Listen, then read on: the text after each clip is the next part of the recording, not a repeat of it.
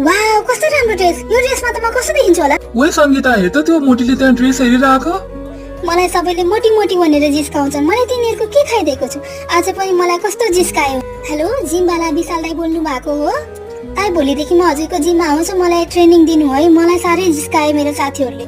अबदेखि पख तिमीहरूलाई। मलाई जिस्काएको होइन, म पनि यति धेरै मेहनत गर्छु, जिमकै एक्सर्साइज गर्छु, अनि त्यसपछि चाहिँ म पनि पातलो हुन्छु, अनि तिमीहरू पनि मलाई हेरेको हेरै गर्छौ। अनि त्यसपछि एक्सर्साइजले मात्रै हुँदैन, मैले प्रोटिन डाइट लिएर, डाइटमा कन्ट्रोल गरेर, मर्निङ ग्रिन टीहरू पिएर, एक्सर्साइजहरू गरेर, मैले आफ्नो खानपिनमा कन्ट्रोल गरेर म एकदमै स्लिम हुनेछु। अनि त्यसपछि मैले जसले जसले मलाई जिस्काएको थिएँ, म तिनीहरूको अगाडि गएर म आफू स्लिम भएर म तिनीहरूलाई देखाउनेछु।